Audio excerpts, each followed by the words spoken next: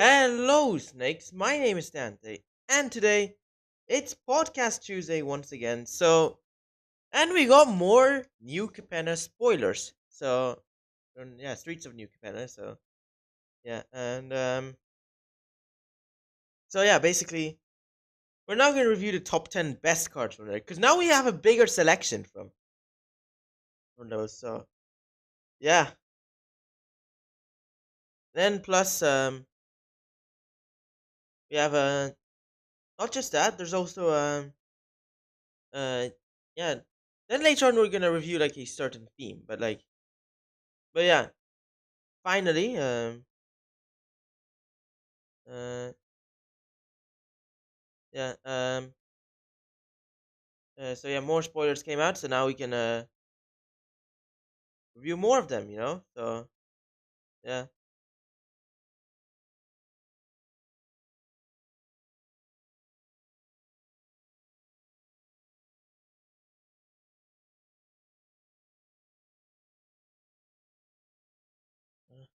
how do I do this? Okay, yeah.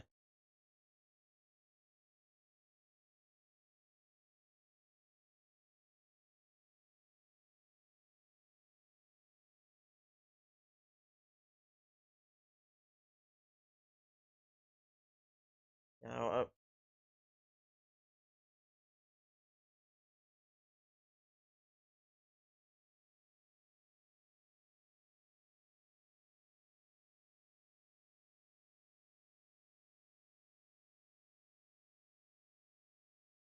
okay, let it know.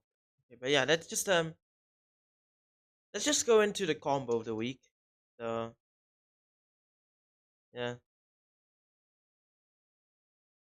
and the combo is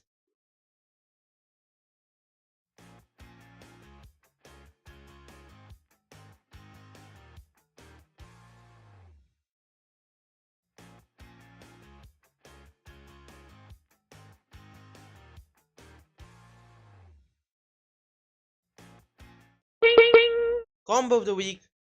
Infinite activations. We use a Dragoon Brawl, Great Furnace, and Crackdown Construct.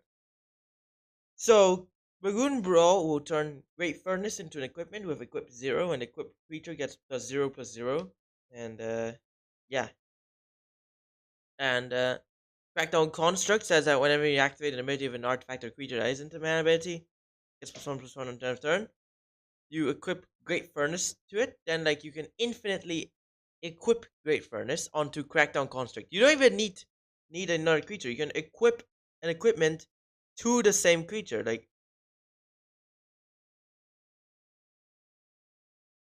Doesn't matter. Uh,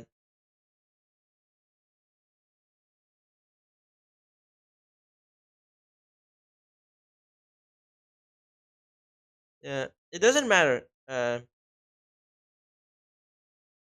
Basically, if you have another creature, because you can equip it to the same creature, so you activate the ability infinite times, which allows the Crackdown Construct to trigger. So yeah, that's actually really cool. So let's go into the Nonbow of the week, and it is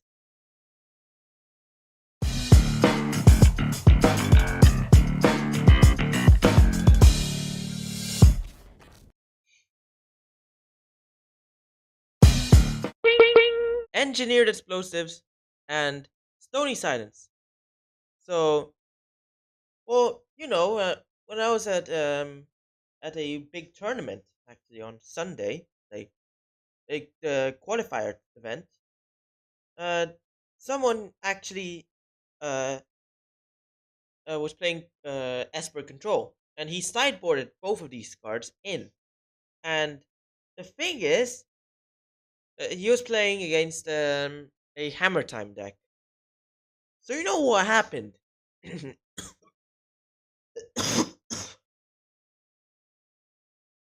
He played the Stony Science first to disable the equip abilities and stuff like that,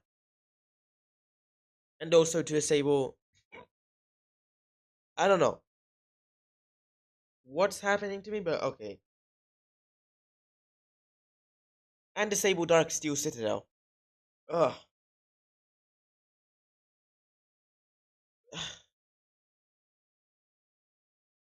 Okay. Anyways, and then like he casted engineered explosives, so he could kill off the zero mana tokens and stuff. So yeah, he played this having the Stony Science on the battlefield, forgetting about his own effect. Ah, so yeah,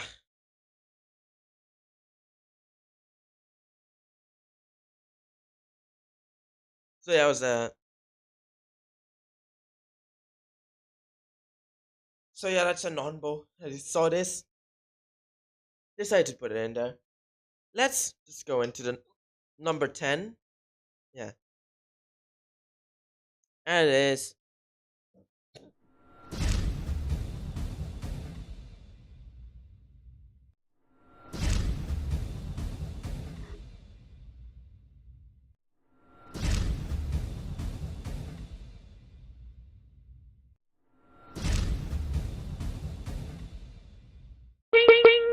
All right, we got Jetis the Troublemaker. 4 mana, 2/3 legendary human warrior. And this is like a new Kikijiki kind of like card. So yeah. So for 1 red, you can basically tap it and discard an discard a card to basically create a blitz token of another creature you control. Well, it doesn't restrict it to non-legendary, so yeah. But basically, it's a blitz copy, which gains haste. When it dies, you draw a card, and at the beginning of the next step, sacrifice it. But you can only use this as a sorcery.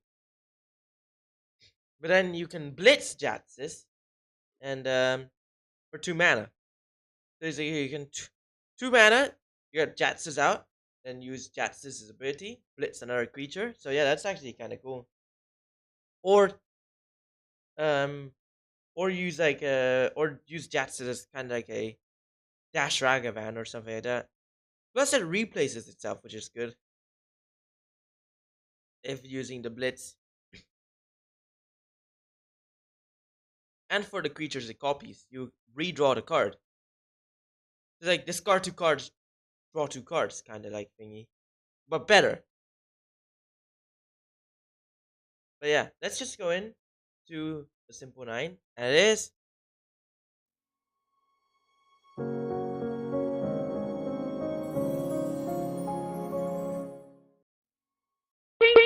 Vivian on the Hunt. So 6 mana 4/4 legendary planeswalker Vivian. So yeah, +2. Do Neo form on a creature. Yeah, basically like it's like one of those like or like birthing pod or something like like all of those cards that like sacrifice a creature and you search for a creature of same cost +1 or +2 or something. Well, +2 on Vivian's ability is literally that. +1, mill 5 cards and then put all the creatures milled this way into your hand. Wait, what? In in green? Oh, maybe yeah. Green doesn't actually. Green actually has a good amount of self-milling cards and stuff. And -1 for a 4/4 Rhino Warrior. What? That's actually kind of good, but still, it's 6 mana and the starting loyalty is 4. But the abilities are good, not for the mana cost. That's the issue. 4/4, yeah, that's good. For -1, -1 as well, yeah. That's actually kind of good, yeah. But +1, self mill 5, and then you can get out all the creatures. That is a good one. +2, you use a evolution kind of like effect. Yeah. +2 is like the main good stuff, but still, which is the main reason you would play Vivian on the hunt. But the thing is, it's too expensive for the +2. It's a 6 mana planeswalker. Otherwise, it would. They should. Making her 6 mana does protect her from being banned because not many people's gonna play this. Like you have to play a fast ramping deck, like a deck that you can just ramp quickly, or a slow deck. And yeah, you don't want to play a slow deck. Let's go into the Golden Age, and it is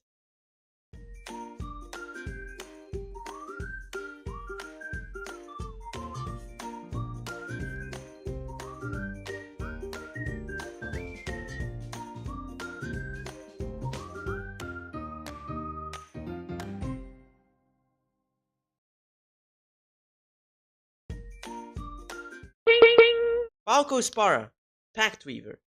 So yeah, that's yeah, they reviewed all the demon all the demon mafia bosses and yeah, like it's always like demon and then some other type. Like they had like vampire demon, cat demon, dragon demon. Wait, was it dragon demon? Yeah, I think it was dragon demon, bird demon, and I don't remember. Yeah, I don't remember all of them, but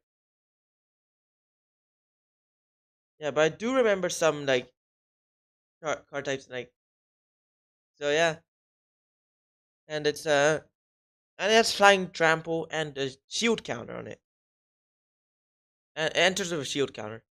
And you can basically look at top card of your library, and then you may cast spells for the top of your library by paying the cost plus removing a counter from your creature. So shield counter basically serves as like the first one is basically free, or the first one is basically like you can remove one counter for free. It's because the shield counter doesn't do anything on Focus Power. Like it's just gonna it just serves for you to be able to cast the first spell without affecting your creatures.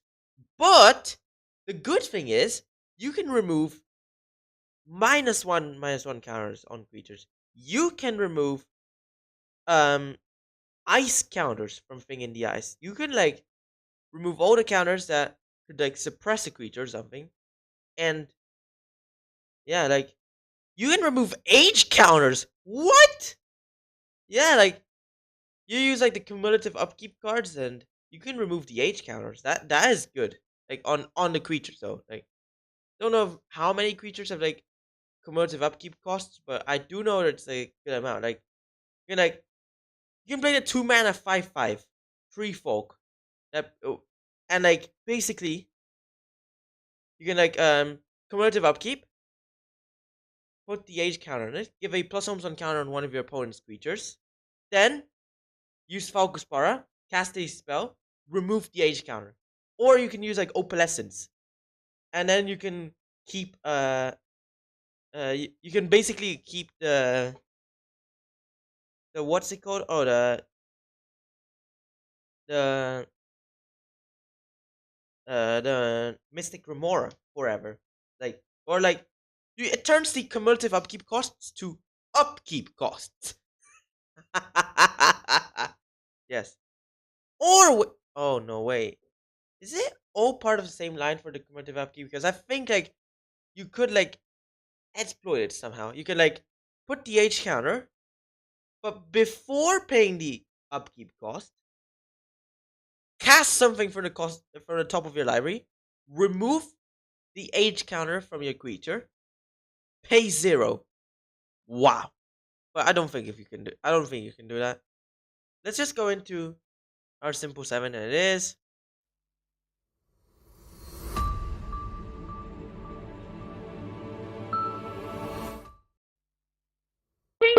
new 1 mana removal. Really good. Yeah, it's 1 mana sorcery, casualty 1. So yeah, you just sacrifice like a power 1 or greater creature. Like as long as it's not power 0, like you sacrifice a creature and you can legit duplicate it. And yeah, you can like and so yeah, basically You can choose a creature planeswalker if it was dealt non-combat damage this turn, deal free damage to it, and you gain free life. Otherwise, you 1 damage to it and you gain 1 life. So basically, like Grizzly Sigil, you can basically like one shot all the one toughness creatures. It can kill off Thalia, could kill off a good uh, amount of creatures in modern. That is actually a good removal. 1 mana. The issue is it's sorcery, but it can hit a planeswalker though. You can it can coordinate with bolt as well. It can even coordinate with itself with a casualty effect. You can use a casualty effect, sacrifice a creature, deal 1 damage, then follow with 3 damage. And the good thing is you can even combo this with Fury. You can cast Fury, split 4 damage on some creatures or planeswalkers and stuff. Cast then wait! Yes! Yes, I found it! Fury! Split 4 damage. Oh wait, no, it's a sorcery, never mind. Well, uh oh wait! I did find a way. Just use small Teferi. Use +1 small Teferi. Then use Fury's evoke ability. Split 4 damage on some creatures and stuff. Respond to the evoke ETB trigger. And by casting Grizzly Sigil, Grizzly Sigil, casualty your Fury, duplicate Grizzly Sigil, free damage. There, you do 6 damage, and you gain 6 life for 1 mana and free cards. So 3 cards and 1 mana, but still, it's 1 mana. You can turn one this you can point just playing artifact or something. Nah, I don't know. Not really viable for turn 1. You can do this to stop all those planeswalkers and stuff. You can do 10 damage to a planeswalker. You can one shot anything. Even a Death Shadow. You can one shot the Death Shadow by doing this. Yeah, let's go into the number 6. And it is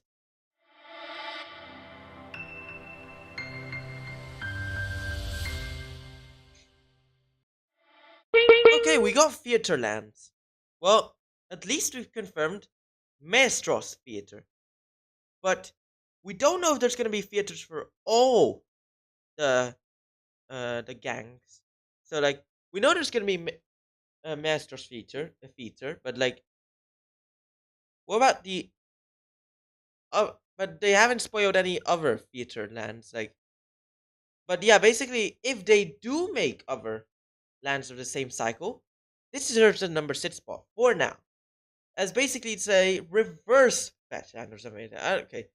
Enters, instantly sacrifice it. Then look for a oh wait, basic island. So okay. Maybe it's not as good as I thought, but okay. Still, you still look for a basic island, swamp, or mountain, and then you gain a life. Commander decks are gonna use this. It could replace the panoramas. This is gonna replace the panoramas. Because panoramas search for the basics and stuff, but still, this is possibly the weaker than evolving gods, but still it's for commander. It gains you 1 life. And you don't even have to activate anything. It does it instantly. So I mean, you could be waiting for the right moment and stuff, but still, what if you couldn't activate it? What if you can't use the fetch ability for one of your lands? Master Feature, that's actually a triggered ability. So yeah. But I mean, this is actually an interesting type of land, at least. Not necessarily, maybe not really good, but I mean, it could be better and but could end up being good. Who knows? This does seem to have potential. That's why I put this in the number 6 spot. And yeah, plus it gives you life. Oh, gets you basic and you gain life. Good. And yeah, just does a trigger. That's actually kind of cool. The issue is enters tapped, but gives you life and also a good variety. Yeah, but this only ends up being Maestros, not for the rest of his cycle, and then I think this is not going to have potential at all. This cycle could have potential, but this land on its own, like, not really. Let's just go into number 5, and it is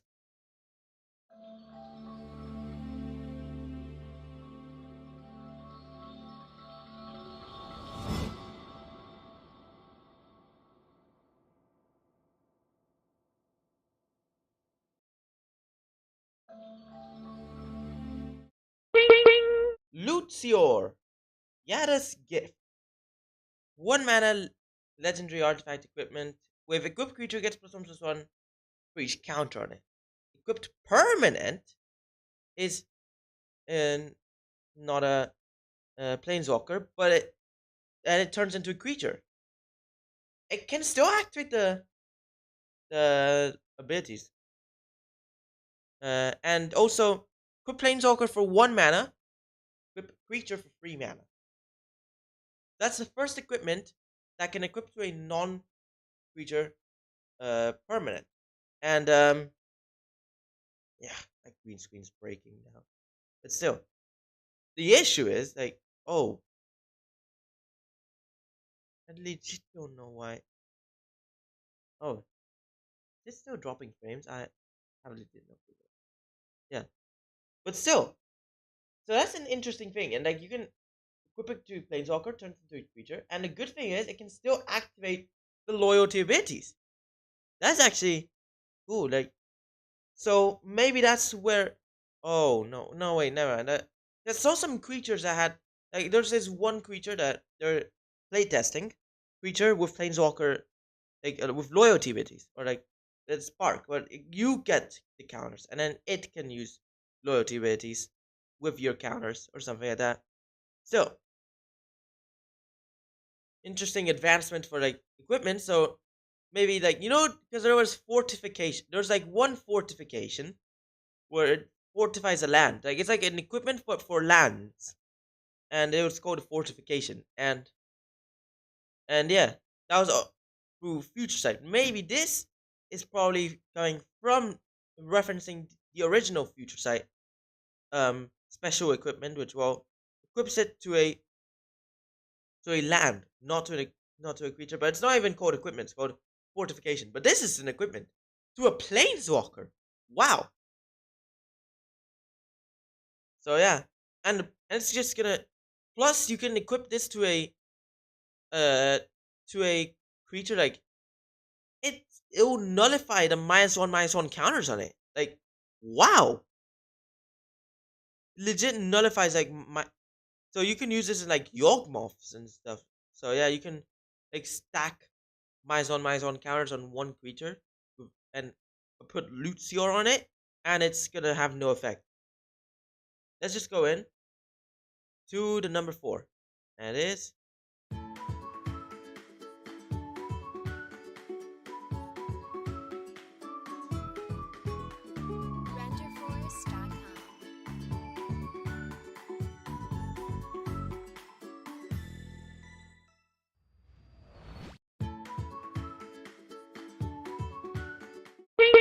we got Elspeth, Resplendent, 5/5 loyalty, legendary planeswalker Elspeth. That's one. Choose up to one target creature, put a +1/+1 counter on it, and you put a flying first strike, lifelink, or vigilance counter on it. So yeah, -3. You have to basically you basically get to top 7 cards and put permanent with MV 3 or less uh from among them and onto the field with a shield counter on it. Put the rest onto the bottom of your library in a random order. -7, create 5 free angel tokens. Flying. What? Wait. Free angels? Wait, they're back? Because there's this one uh there's this one card that makes free angels, which is the new the not the original Linvala, the the Over the Gatewatch Linvala. And And like, what? This creates free angels. Wow. Considering the shield counters and stuff, you can definitely know that um she's probably siding with Falco Spara because he also puts a shield counter on himself. And the shield counter just legit does nothing. It's literally just a counter that's used for um for legit just for Falco's Spara's ability. Like that's what we know so far. Like they haven't told us like exactly if they're gonna repurpose like a shield counter. Like I heard like some cards before that had shield counter, but like there was no purpose of the shield counter. So like maybe they're gonna introduce a shield counter like mechanic, but doesn't seem like there will be a shield counter mechanic. It just seems like there's some random counter that's gonna go on there. But considering Elspeth does nothing with the shield counter, just puts the shield counter on the permanent, not creature, permanent, there might be actually uh, a use behind the shield counter. So yeah, but I don't think there's gonna be a use behind it. There could be though. Not saying it there won't, but I don't think there will be. Let's just go in to the golden free, and it is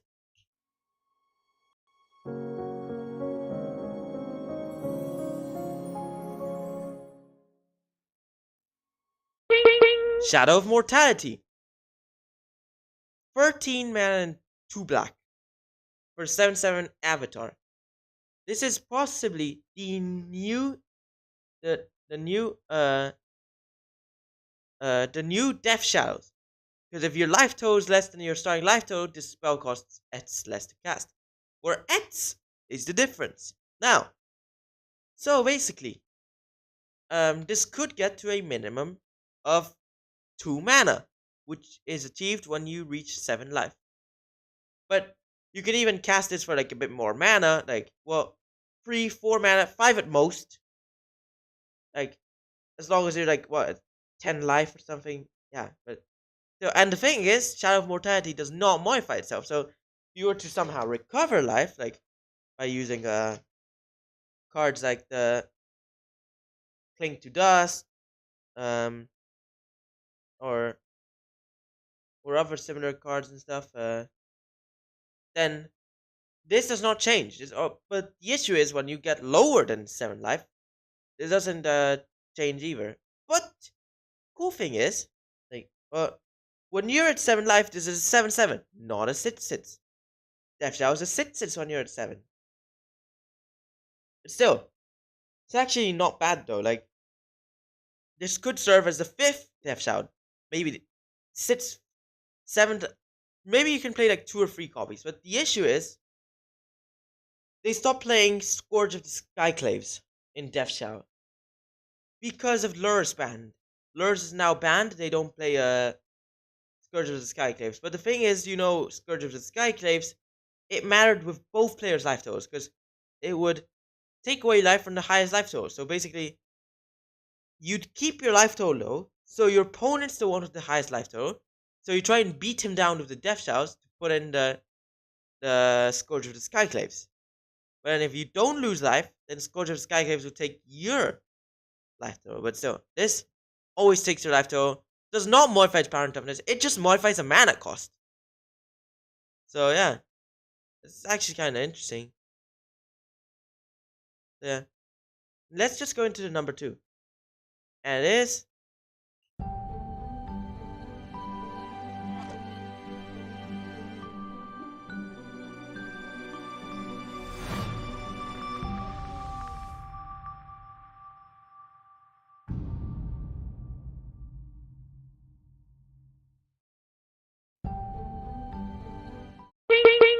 Urbrask, Heretic Praetor. Looks like he's back somehow, because apparently he was the Praetor who betrayed the the Phyrexian Council or the Phyrexian Praetors and stuff like that. Like, and he was killed by them. Somehow he's back. So yeah, which sums up to the return of the Phyrexians. Maybe some Phyrexian rebels or stuff like that probably brought him back. And, well, I have legit no clue what happened to Urbrask. But he's back. 5 out of 4 legendary Phyrexian Predator. Haste. At the beginning of your upkeep, adds out a top card of your library. You may play this turn at the beginning of each opponent's upkeep. Next time they will draw a card this turn. Instead, they edge out a top card. Play it this turn. So, card advantage in red. Good. So you basically you get cards, and the opponent has to use the card. So that's the thing. You get like one bonus card that you can use this turn, which is kind of cool. Like, let's say like you draw 1.5 cards each turn instead of one card. Like one card that you keep for yourself, and then one card that you have to play this turn. Opponent gets only half the card. Like basically, instead of drawing the card for the turn, they have to play the card they get this turn. You know, they top card and they have to play it. And plus 5 mana 4/4 of haste. This can blitz. This could actually be viable for Commander, definitely. But modern Ponza decks, this could replace Fury in Ponza. Like, or some decks could like if you can hard cast 5 mana, you can play Urbrask. Instead of playing like why need Goldspan Dragon or Glorybringer or Fury when you can use Urbrask? Like, not direct damage, no direct damage, no treasures and stuff, but still card advantage. That's the good part. And card disadvantage for the opponent. So yeah, that is really cool. Let's just go into the number one, and it is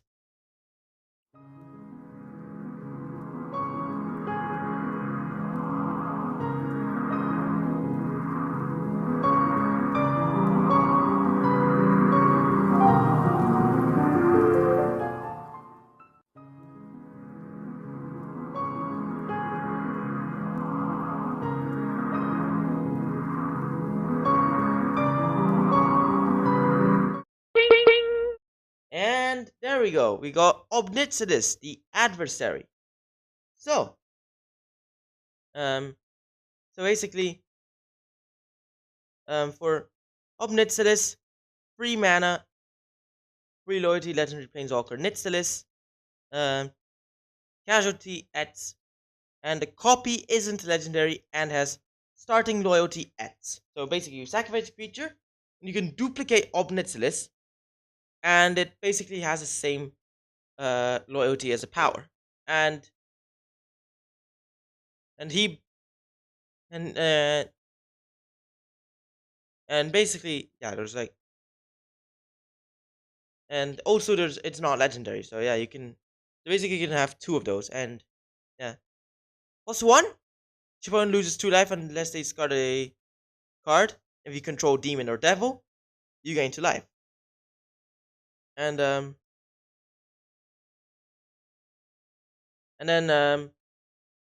-2, create a 1/1 devil with when it dies, deal 1 damage to any target. And -7, target player draws 7 cards and loses 7 life. So, uh,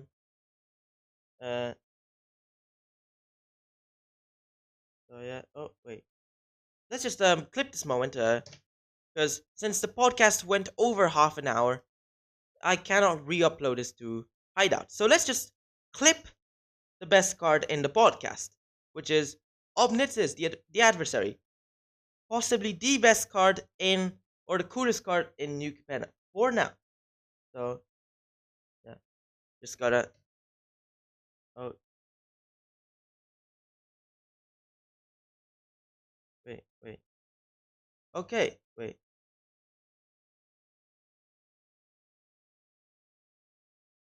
Oh yeah, let's just yeah. Well, I clipped it. Good. I'm gonna just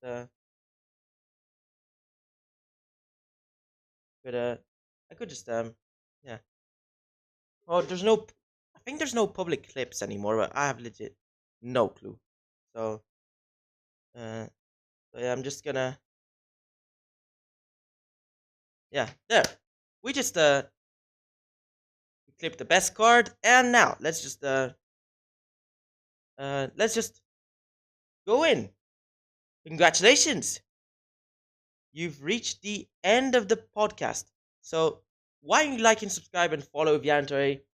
Share friends, stay tuned to our videos, streams, and podcasts. Podcasts will be live every Tuesday, so stay tuned to them. They are at 5:30 British time or 6:30 CET, 4:30 GMT. So that's when the podcasts will be live. So yeah, they plus you can check out some. You be able to check out the best card of every podcast. Like the number one card will be clipped every Tuesday during the podcast and will be shared on my Hideout channel. Link will be in the description. But thanks for watching. Hope you enjoyed it. Like, subscribe, share friends, and bye.